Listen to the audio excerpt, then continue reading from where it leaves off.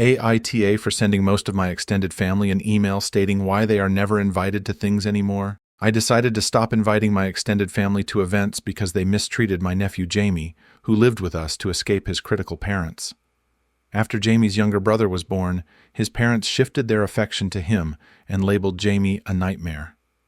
I was often Jamie's only advocate, and when he moved in with us, I grew frustrated with my family's lack of concern for him. I sent an email outlining their behavior and stated they would no longer receive invitations. I faced backlash for taking his side, but I don't regret defending him. I, F36, made the not-so-difficult decision to no longer invite my extended family to dinner, parties, school events for my kids, etc. The one exception is my nephew Jamie, 18. He is my elder sister's eldest. He moved in with my husband and myself for a while before he turned 18 to get away from his parents and younger brother, 17. Some context/BG. When Jamie was born, his parents genuinely seemed to love him, and they appeared, to a younger me, to be good parents. That changed as soon as his younger brother was born. Suddenly, my sister and Bill talked about Jamie as a nightmare, said he was an awful baby, they hated every moment with him, and his younger brother was an angel and perfect. This attitude continued. Jamie wasn't a misbehaving kid or feral like he was described, but he ran around, got dirty, made noise and messes like most little kids. But this was treated like something awful. His younger brother was quiet, neat, etc., etc. They would always compare Jamie to his brother to shame him into being different. If he spilled something, they'd scold him. If he got messy, they'd reprimand him harshly for it. The rest of my extended family started acting the same. Jamie couldn't do anything right. He sneezed, it was too loud. He fell, he was being reckless, careless. And the praise for his bother was insane. Like, yeah, he was a quieter and calmer kid, but Jamie wasn't destroying things or stealing, yelling, cursing, etc. Even having too much fun got Jamie negative attention, and I was told to shut up whenever I'd defend him or tell people to lay off. I took it upon myself to be there for Jamie as much as I could. The older the boys got, the harder it got, because Jamie also had his brother trying to get him into trouble or berating him for things. I hated seeing it, but I knew I needed to be there for Jamie, and avoiding it would do no good. Nobody showed up for Jamie except for me.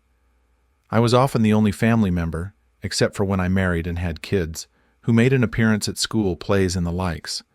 When Jamie moved in with us and got his freedom, I decided it was time to do the same. My family kept asking me about coming over and when were my kids' things. Nobody asked about Jamie, or they'd want to know about parties for the kids.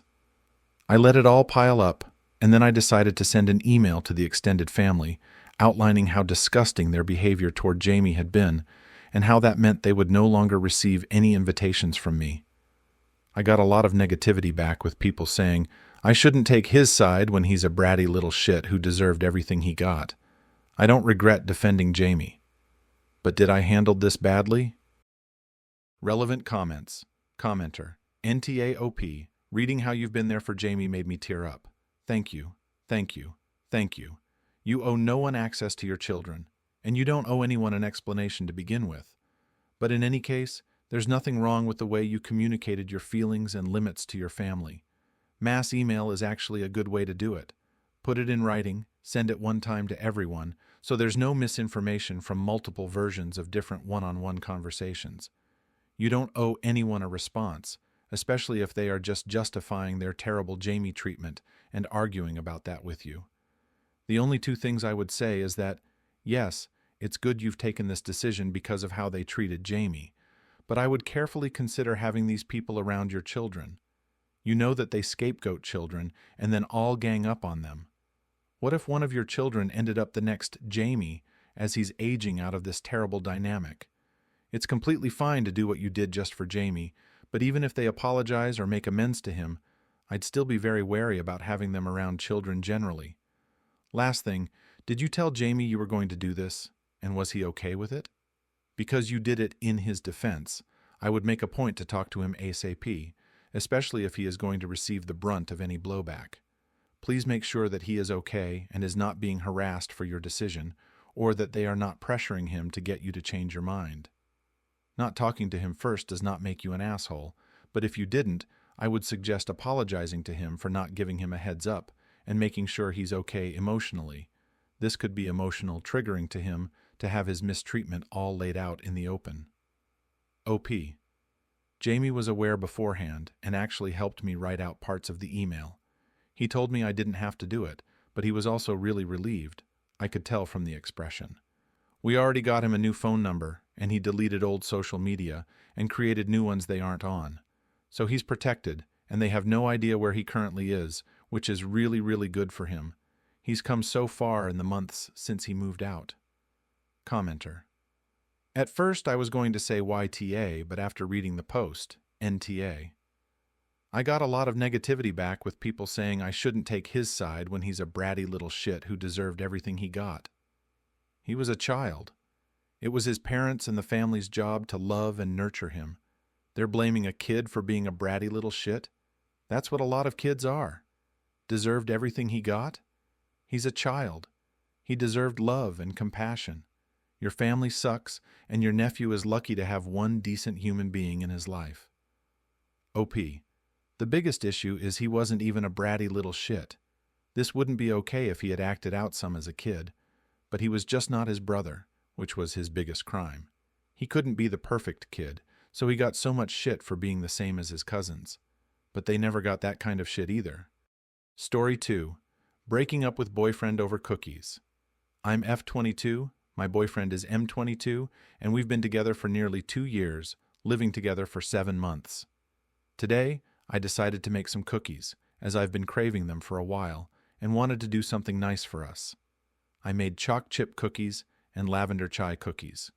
For the lavender chai cookies, I picked the lavender myself and plucked each individual petal before crushing and fast dehydrating in the oven. I was really proud of myself, as it was my own experimental recipe that came out perfect and was exactly how I wanted them to be. I was so excited to share them with my boyfriend, and he ate a ridiculous amount of cookies. He has been on a diet for the past year, not overly strict, but restricted enough that he's lost about 10 kilograms. I started to cut again about a month ago, too. The reason I mention this is because his dieting is a huge part to why he wanted to throw away my cookies. After he ate the 8th cookie, he began asking me to bin them so he would stop eating them. I told him no and that I would hide them. Eventually, I just lied and said I'd bin them so that he'd shut up. But he didn't shut up. He kept asking me again for reassurance that I'd definitely bin them at the end of the night, because it's ruining his diet, and I lost my patience because this is honestly the 10th time he's asked me. I didn't want to lie anymore, and I was getting super upset as I really liked the cookies, so I told him again that I'll just hide them. He started telling me to do him this favor and how it's just cookies. He also started mentioning how it's good for the both of us to bin them as I'm on a diet too, but I honestly have no issue with self-control around food, so it just felt manipulative and weird. Of course, they're just cookies, but I wanted to eat them another day, and I also wanted to give them to his mom. I told him this, and he just kept asking me again and again until I yelled at him. I told him there's no difference between me binning them and hiding them, and he just replied the same thing, to do him this favor and to please bin them. I got so mad because he wasn't being reasonable and wasn't listening to what I was saying, so I stormed off downstairs. He started laughing at me, calling me a sook and a baby because I was upset over some cookies. I completely lost it and went back upstairs, chucked both boxes of cookies I made in the sink, and ran water all over them. He told me how I was overreacting and to stop being a baby again, which set me off more, so I started packing some of my stuff. This is when he started apologizing and trying to talk, but I'm still mad. I'm mainly mad about the fact he was being just so unreasonable. Not listening to what I was saying and making fun and laughing at me was not okay. I stopped packing and am sleeping in the spare room, but I'm seriously considering breaking up with him over this. I shouldn't have lost my temper and ruined the cookies because they were honestly so perfect. I put a lot of effort into them, I was super excited about them, and was really looking forward to eating them. I also made him clean up the sink because it would have made me upset all over again to look at the watery, runny cookies. Relevant comments. Commenter. You deserve better. He's asking you to bin your hard work, effort, and time. BC, he can't control himself. It only gets worse. Him laughing at you when you're upset, and he's the reason why. Commenter. Seriously. He sounds like the kind of guy who's going to tell his daughters to stop dressing like they're asking for it someday. Men who make their issues someone else's issue, even to the point of ridiculing them so that they don't have to change themselves, aren't emotionally safe partners. Commenter: You're not breaking up because of cookies. You're breaking up because he's a greedy fucking pig with zero self-control over himself, yet feels entitled to control you, and then gets abusive when you asked him to not be a greedy fucking pig. Story 3. Today. My mom came home from a trip overseas and immediately got angry at me. Saturday, I'm leaving forever. My mother is a narcissist with anger management issues. I wholeheartedly believe the only reason she's still married to my dad is because I live at home. I have hated every second of growing up here, every outburst she had, every excuse she made to get mad and blame me. I can count on one hand every time she said she loves me or is proud of me combined. She abused me physically until I was 17 and finally found the guts to stand up to her. But her verbal assaults just keep going. My dad just ignores it, but there's not much he can do anyways if he wanted to. He's stuck in a wheelchair. That finally ends on Saturday. 4 years ago, I met a wonderful couple online. They're only a couple of years older than me, but they're more like parents than mine could ever be. They talk to me, teach me, tell me they love me, and that they're proud of my accomplishments. They ground me through every anxiety attack and help me with every problem I have. They don't treat me like I'm weird or different and don't brush off my problems. I've visited them 5 times since I met them, and now I'm finally in a place where I can move in with them. They're going to fly up to see me and help me get me and my stuff down to our new apartment together. Today my parents came home from a trip, and my mother screamed at me for 15 minutes about how I left the rice and 2 pans out on the stove. The stove was not on. The rice was sealed. I had stayed up until 2 last night scrubbing the whole fucking kitchen for her, and the rice and pots were from my lunch, which I barely had time to throw together with everything else I have going on. I just stayed quiet and walked away when it seemed like she was done, and I heard her slamming doors before going to bed. 5 more days. I just have to last 5 more days here, and then I can run away. I can live the life I always wanted to without her, and I can heal. I can't wait to block her number. She can rot knowing none of her sons love her anymore, and it's her own damn fault. Edit. Since everyone seems concerned for my safety about my best friends, we met by chance on a random server on Discord that crashed and burned a week after we met. They were there for me through the pandemic when I was stuck at home with my parents and currently have 3 roommates, but are moving for rent reasons. They've been around for major life events, like my graduating college, and I've been around for some of theirs, like his mother nearly dying. I've met their families. Both of their families suck about as much as mine does. We all come from broken homes, and we help each other out. I left a lot out of the original message because including every reason I trust them would make it pages and pages long. But I'm not stupid. I'm not some teenager looking for trouble. They're my best friends. Edit 2. I'm 23, not some kid running away from home. Relevant comments. Commenter: Please be careful, this is usually done by human traffickers. They befriend troubled youths and take advantage. Commenter: You sound like a vulnerable person who is ripe for abuse in and out of the home.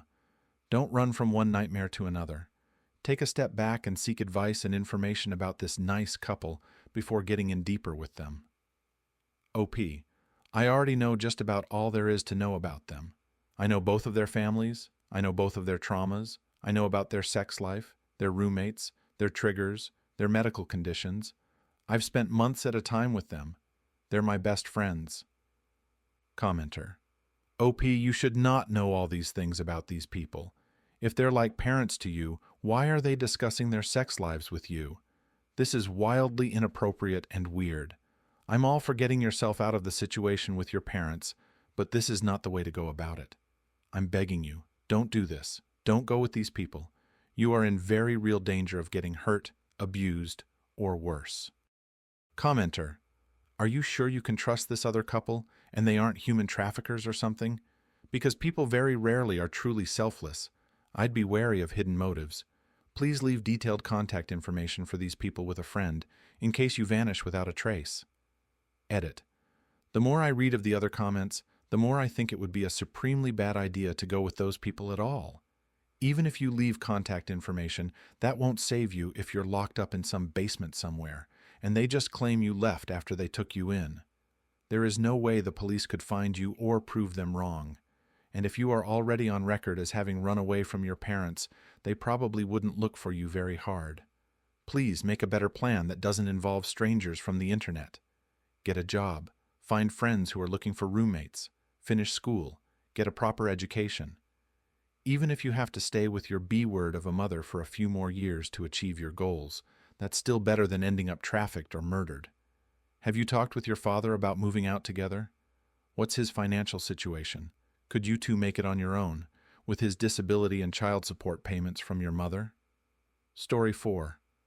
I broke up with my boyfriend after he changed all of our plans. I broke up with my boyfriend a few days ago. We were together for a year. We did everything together. He was supposed to be moving in with me tomorrow, but I got a phone call last Friday. He told me he has accepted a job in another country because it's more money. I'm so devastated. Our plans were in place for 3 months. He got a job in my city, was due to start it in 2 weeks. I got my flat last week. I made space for him, bought things for him. He talked about our plans and how we will join the gym together, asked me to put him in the tenancy and bills so he can get a bank account. I did the latter.